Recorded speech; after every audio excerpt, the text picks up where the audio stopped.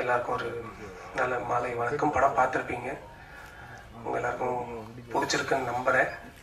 ஏன்னா இந்த படம் வந்து நாங்கள் பார்த்தபோது அதே ஃபீலிங் தான், எங்களுக்கு ரொம்ப பிடிச்சிருந்தது. அவர் எஸ்கே ப்ரோ சொன்ன மாதிரி எஸ்கே ப்ரொடக்ஷன்ஸில் வந்து ஒரு நம்ம இது பண்ணுறோம் அப்படின்னும் போது ஒரு நல்ல பிளாட்ஃபார்மாக நிறைய டேலண்ட்ஸை ஷோகேஸ் பண்ணுன்றது எப்போவுமே எங்களோட ஐடியாவாக இருந்தது.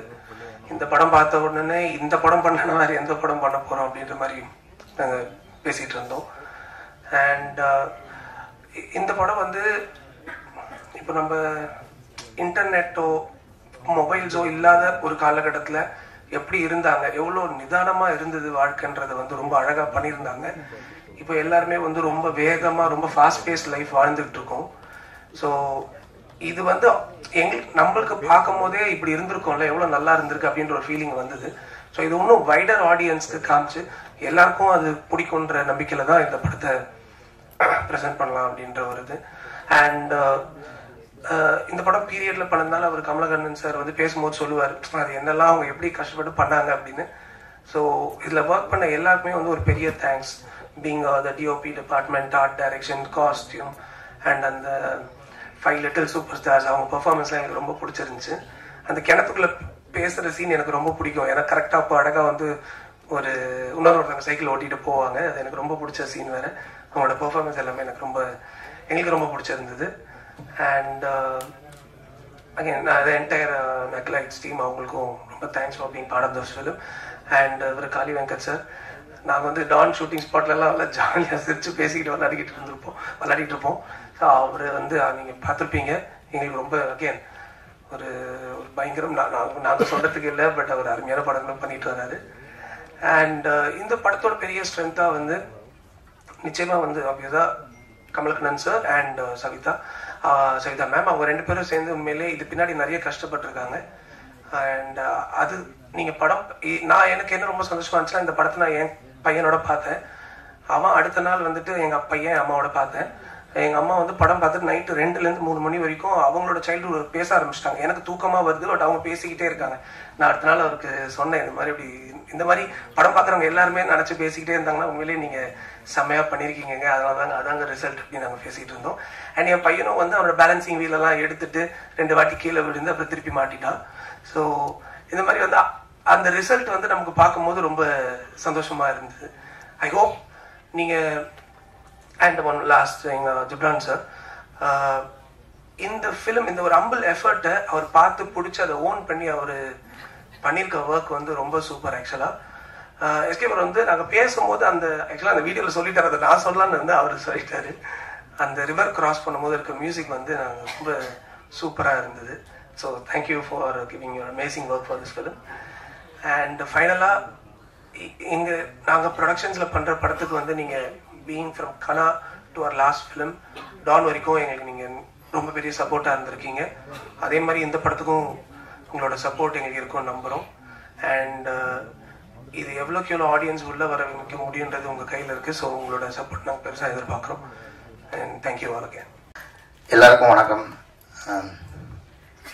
நான் எப்பயுமே சொல்கிற மாதிரி இல்லை, இந்த படம் உண்மையிலேயே எனக்கு ரொம்ப முக்கியமான படம். நீங்கள் பார்த்துருப்பீங்க, இந்த படம் நிறையா கொடுத்துச்சு. அதுக்கு முன்னாடி ஒரு நன்றியை சொல்லிடணும், எல்லாம் ஒரு ஃப்ளோவில் மறந்துடுவோம். எஸ்கே ப்ரொடக்ஷனுக்கும் சிவகார்த்திகேயன் பிரதருக்கும் ரொம்ப நன்றி. எப்போ ஒரு சாதாரண ஒரு 10 ரூபாய்க்கு தண்ணி பாட்டில் வாங்கினா கூட என்ன லேபிள் விட்டுருக்குன்னு பார்ப்போம். அந்த மாதிரி உள்ளுக்குள்ளே இருக்கிற ப்ராடக்ட் வந்து எவ்வளோ ஸ்ட்ராங்காக இருந்தாலும் மேலே விட்டுருக்கிற லேபிள் ரொம்ப முக்கியம். அந்த வகையில் எஸ்கே ப்ரொடக்ஷனில் ரிலீஸ் ஆகிறது எங்களுக்கு ரொம்ப பெருமையாக இருக்குது, எங்கள் டீமுக்கு நான் நம்புகிறேன். இந்த படம் எனக்கு என்னோட வாழ்க்கையிலே ரொம்ப நெருக்கமான நிறைய விஷயங்களை வந்து தச்சு விட்டுருச்சு. நான் தான் ஃபர்ஸ்ட் டைம் அவர் கமலஹாசன் சார், அவருக்கும் நன்றி சொல்லிடுறேன், அப்புறம் நன்றி சொல்ல வந்துருப்பார். இந்த படத்தில் வாய்ப்பு கொடுத்ததுக்கு நன்றி ஐயா. ஒரு நாள் ஒரு காஃபி ஷாப்பில் அந்த கோவிடுக்கு அப்புறமா மீட் பண்ணலாம், ஒரு கதை ஒன்று இருக்குது நான் சொல்கிறேன் அப்படின்னு சொல்லி சொன்னார். அதுக்கு முன்னாடி அவர் எங்கள் ஷெட்டில் ஆடும்போது பார்ப்போம், அவ்வளோதான். அப்போ அந்த கதை சொன்னோன்னே எனக்கு இது பயங்கரமாக உள்ளுக்குள்ளே ஏதோ ஒன்று நம்மளை வச்சு தச்சுக்கிட்டே இருக்குது, என்னை உள்ளே சேர்த்து வச்சுக்கிட்டே இருக்குது. அதில் ஒரு இன்சிடென்ட் இருக்குது, நான் அது பின்னாடி வரும்போது சொல்கிறேன். அப்புறம் இதுலேருந்து குரங்குப்படல் வந்து கோவா ஃபெஸ்டிவலில் வந்து ஸ்க்ரீனில் செலக்ட் ஆகி அங்கே வந்து ஸ்க்ரீன் பண்ணப்போ ஒரு பயங்கரமான அப்ரிசியேஷன் கிடைச்சி. அப்புறம் ஒரு ப்ரெஸ் மீட்டு, அது மறக்க முடியாது. நம்ம ஊரில் தான் வந்து இப்படி பேசியிருக்கோன்னா, நான் அங்கே நமக்கு வந்து வட இந்தியா அவங்களுக்கு வந்து தென்னிந்தியா அப்படிதான் இருக்குது. தனித்தனியாக இப்போ நம்ம வடக்குனாவே ஹிந்தின்னு தான் நினச்சிட்டு இருக்கோம். அப்போ நாங்கள் ஒரு 5 பேர் அந்த ப்ரெஸ் கிளப்லேருந்து எல்லோரும் உட்காந்துருக்கும் போது ஒன்று ஹிந்தியில் பேசுங்க இல்லை இங்கிலீஷில் பேசுங்கன்னு சொல்லி அந்த விரிவுரையாளர் எப்படி சொல்கிறதுன்னு தெரியல, அவங்க வந்து சொல்கிறாங்க, ஹோஸ்ட் பண்ணுறாங்க. அப்போ ஒருத்தர் சொல்கிறாரு, 2லேயுமே பேச மாட்டேன், நான் மராத்தியில் தான் பேசுவேன்றாரு.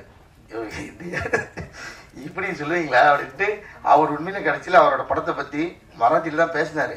அதுக்கப்புறம் நான் தப்பிச்சுக்கிட்டேன். ஓகே, நமக்கு ரெண்டுமே வராது, அப்போ நான் தமிழில் தான் பேசுவேன். நான் சொன்னேன், எல்லாரும் அவங்கள கைத்துட்டாங்க.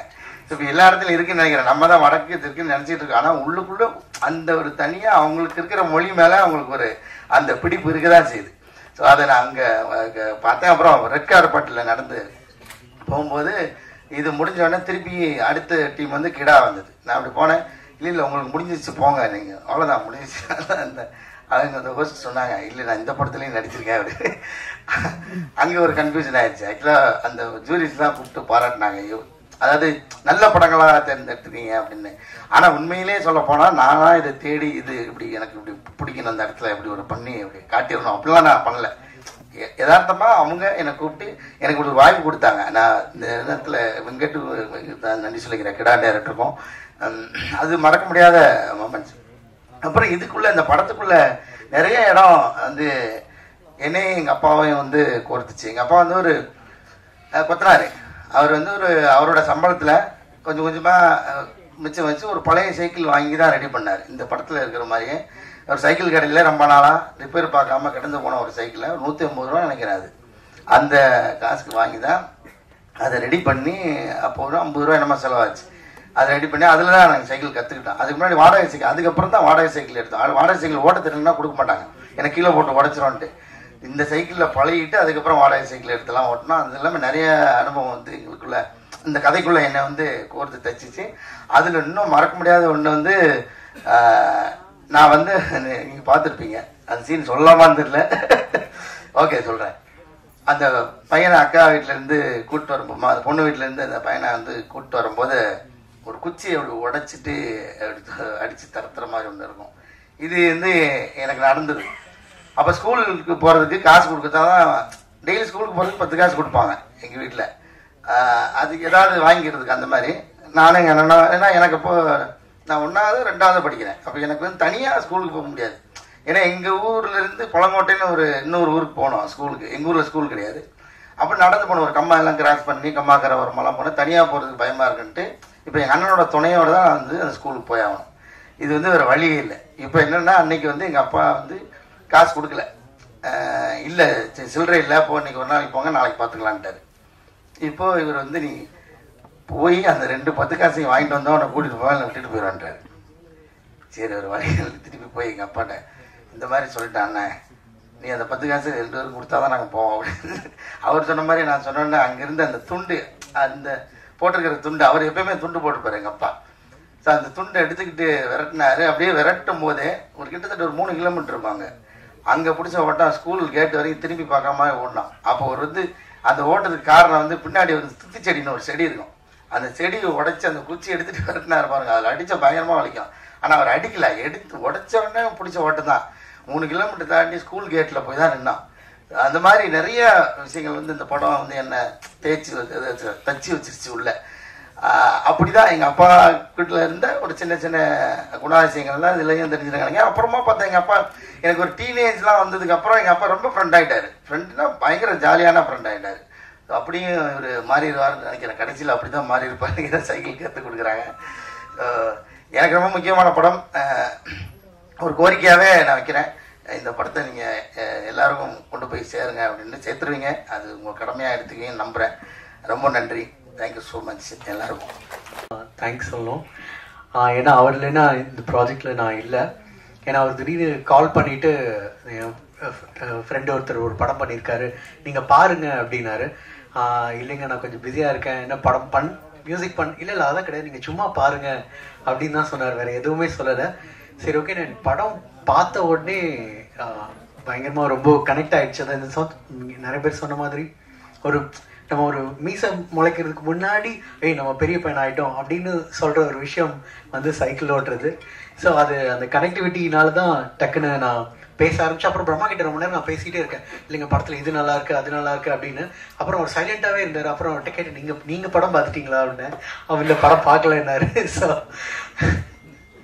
பட் இப்போ பார்த்துட்டாரு.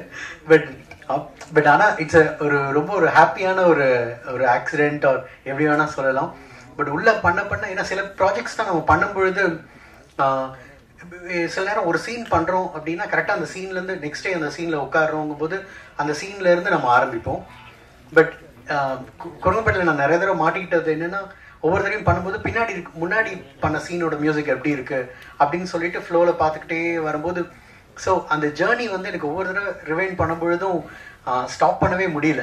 ஸோ இட்ஸ் லைக் அது ஒரு அவட்டு கமலக்கண்ணன் கிட்ட கூட சொல்லிகிட்டே இருந்தேன், இல்லைங்க நான் ரொம்ப என்ஜாய் பண்ணி பண்ணிகிட்டு இருக்கேன். ஏன்னா வாகேஷோட ஒர்க் அப்புறம் இந்த ஒரு ஸ்பேஸ் ஒரு ஒரு வில்லேஜ் பேஸ் சப்ஜெக்டில் சில இன்ஸ்ட்ருமெண்டேஷன் இந்த கைண்ட் ஆஃப் ஒரு ராகம் மியூசிக் இதெல்லாம் பண்ணுறதுக்கான ஒரு ஆப்பர்ச்சுனிட்டி கரெக்டாக அமையலை. இதில் எனக்கு ரொம்ப அழகாக அமைஞ்சுது. அண்ட் இதுக்கு ஃபஸ்ட்டு நான் இவங்க எல்லாம் இந்த எல்லாத்தோட பர்ஃபார்மன்ஸ், காளி வெங்கட் சார் அப்புறம் எல்லாரோட பர்ஃபார்மன்ஸ் தான் என்னை ப்ராஜெக்ட்குள்ளே இழுத்துச்சு.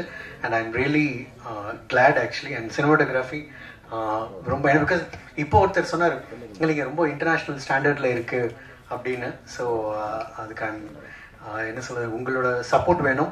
அண்ட் இப்போ ரீசெண்ட்லி போஸ்டர் வரும்போது எங்கள் அம்மா பார்த்துட்டு என்ன படம் வந்து படம் வருது அப்படின்னோடனே ஃபஸ்ட்டு குரங்குப்பேட்டலாம் சிவகார்த்திகேயன் அப்படின்னாங்க. ஸோ அந்த ஒரு ஐடி வந்து ஒரு பெரிய ஒரு போனஸ் ஒரு பூஸ்ட் மாதிரி எங்களுக்கு. So I would like to thank Sivakarthikeyan bro also. And இன்னொன்று என்ன ஒரு படம் வந்து பட்ஜெட் அது டீம் எல்லாத்தையுமே தாண்டி படம் நல்லா இருந்துச்சு அப்படின்னா பத்திரிகையாளர்கள் உங்கள் எல்லாருக்குமே பிடிச்சதுன்னா அதை வந்து பீப்புள் கிட்ட கொண்டு போய் கரெக்டாக சேர்த்து நிறைய படம்க்கு நடந்திருக்கு. அந்த மேஜிக் அந்த ஒரு நம்பிக்கை தான் எங்களோட ஒரு சின்ன ஒரு த்ரெட்டு. ஸோ உங்களோட சப்போர்ட் எங்களுக்கு வேணும். தேங்க்யூ. எந்த இதை பார்த்து வாங்கினார்? அவர் முழு படம் பார்த்துட்டு அவருக்கு ரொம்ப பிடிச்சது. மொமெண்ட்னு எப்படி சொல்றது, எல்லாத்துக்கும் பிடிச்ச மாதிரி பிடிச்சது. நிறைய விஷயங்கள் வந்து இதில் இன்னைக்கு எல்லார்கிட்டையும் பேசினது தான் வந்து எங்கிட்டையும் பேசினாரு. அவருக்கு ரொம்ப பிடிச்சிருந்தது. ஒவ்வொருத்தரோட நடிப்பும் இமோஷன்ஸும் மியூசிக்கும் அது வந்து ரொம்ப அவருக்கு கனெக்டடா இருந்தது. அதுதான் காரணம். எஸ்கே ப்ரொடக்ஷன் உள்ள வந்த பிறகு உங்க பணநிலை மனநிலை எப்படி மாறினதா, எப்படி இருந்தது? பணநிலை மனநிலையா? ஏன்னா அவரு ஒரு சாதாரண டைரக்டரு, இவ்வளவு டெக்னிக்கலெல்லாம் கேட்டீங்கன்னா புரியல எனக்கு.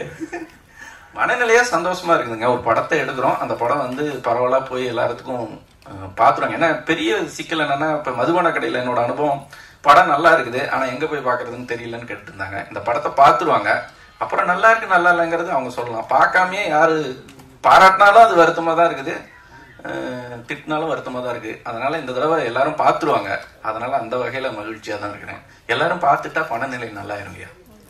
டைரக்டர் சார், அதே மாதிரி இப்போ உள்ள பசங்களாம் இங்க யாரோ பேசுறப்ப சொன்னாங்க, இந்த சைட்ல 2 வீல் வச்ச சைக்கிள்ல போற பசங்களா இருக்காங்க. குரங்கு படம்ங்கிற டைட்டில் இப்ப நம்மள மாதிரி ஒரு 35-40 வயசுக்கு மேல உள்ளவங்களுக்கு நல்லாவே பிடிக்கும். எனக்கு படம் ரொம்ப பிடிச்சிருந்தது. நம்ம பசங்க இந்த படத்தை பாக்குறது எந்த அளவுக்கு இருக்கும், இப்ப நம்ம தான் கூட்டு போறோம், அது வேற விஷயம்.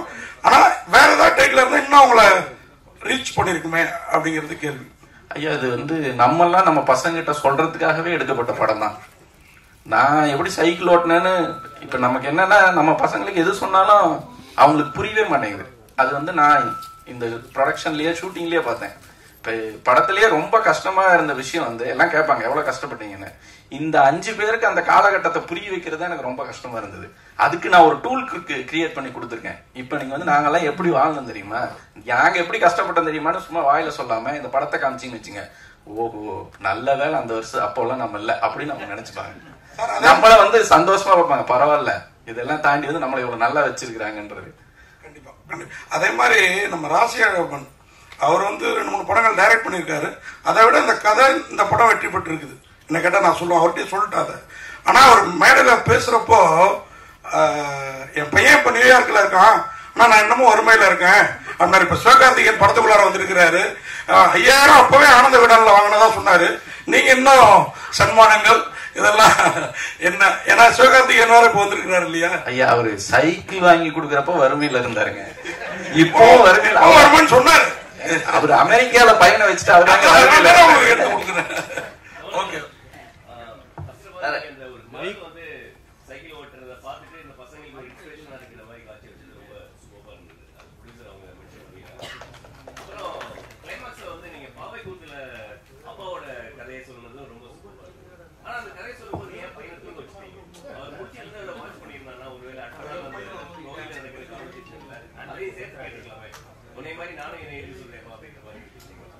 அது ஆக்சுவலா அந்த கதையை வந்து கேட்டிருந்தான்னு வச்சுங்களேன், செகண்ட் ஹாஃப் இருக்கு இல்லைங்களா, அந்த கதை அங்கேயே முடிஞ்சிருக்கும். அதுக்கப்புறம் ஒரு டிராவல் இருக்குல்ல, அந்த இதுக்கு வந்து அவன் தெரியாம இருக்கிறது தான் கரெக்டா இருந்தது. அதனாலதான்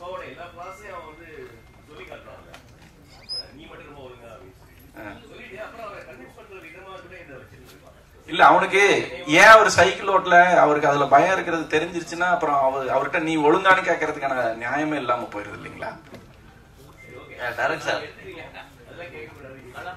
இல்ல, நம்ம வந்து நம்ம அப்பாவை பத்தி எல்லாம் எப்ப நம்ம புரிஞ்சுக்கிறோம்னா நம்ம அப்பா ஆகிறப்பதான். சோ வந்து அதனாலதான் கிளைமேக்ஸ்ல வந்து பையன் தூங்கிட்டு இருக்கிறப்ப அவர் சைக்கிள் வாங்கிட்டு இருக்காரு. அவன் கனவுல நினைச்சிட்டு இருக்கிறான் சைக்கிளை, பொம்மை சைக்கிள் வச்சுக்கிட்டு, அவர் நிஜத்துல வாங்கிட்டுறாரு. இதுதான் எல்லா அப்பாவும் பசங்களுக்கு செய்யறாங்க. அதனாலதான் அந்த டிராவல் அப்படி வந்திருக்குது ஸ்கிரிப்ட்ல.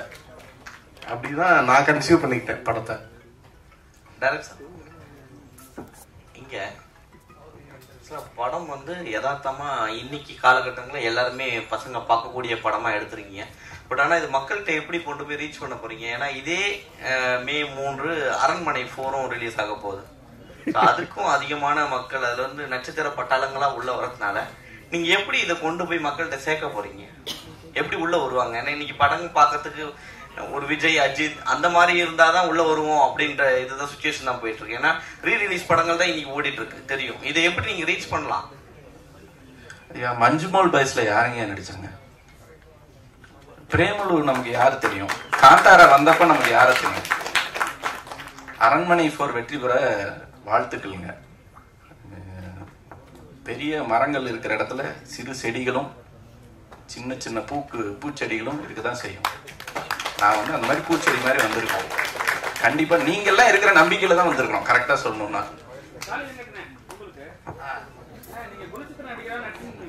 ஆமா, நன்றி நன்றி.